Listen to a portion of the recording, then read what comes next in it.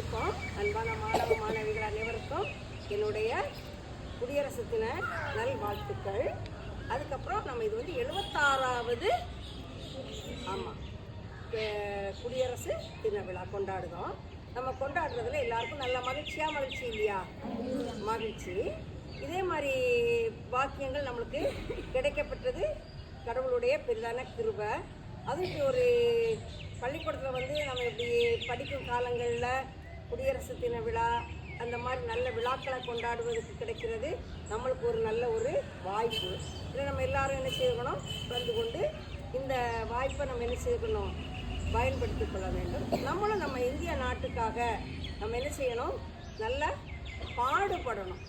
நம்மளுடைய கிராமம், நம்மளுடைய வட்டம், நம்மளுடைய மாவட்டம், நம்மளுடைய மாநிலம் என்ன, அதுக்கப்புறம் நம் நாடு அப்படிங்கிற ஒரு நல்ல ஒரு தேசப்பற்றோடு நம்ம என்ன செய்யணும், நல்ல இருக்கணும். அந்த தேசப்பற்று நம்மளுக்கு நம்ம ஊரை நேசிக்கிற ஒரு என்னது வேணும், ஆசை வேணும். இது ஏன் ஊர், இது என்னுடைய நாடு அப்படிங்கக்கூடிய நல்ல ஒரு உயர்வான எண்ணத்தோடு நம்ம என்ன செய்யணும், எல்லாரும் நம்ம வாழணும்.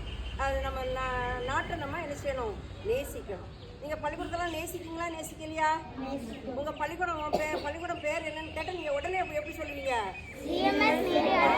அதே போல் உன்னுடைய மாவட்டம் எதுனா என்ன சொல்லுவீங்க?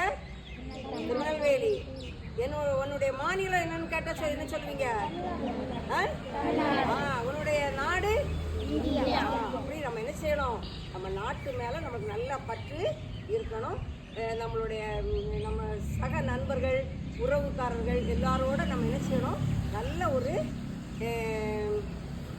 பாசத்தோடும் நல்ல ஒரு இரக்கத்தோடும் நல்ல ஒரு என்னது மனிதாபிமானத்தோடும் நம்ம என்ன செய்யணும், வாழ வேண்டும். சரியா?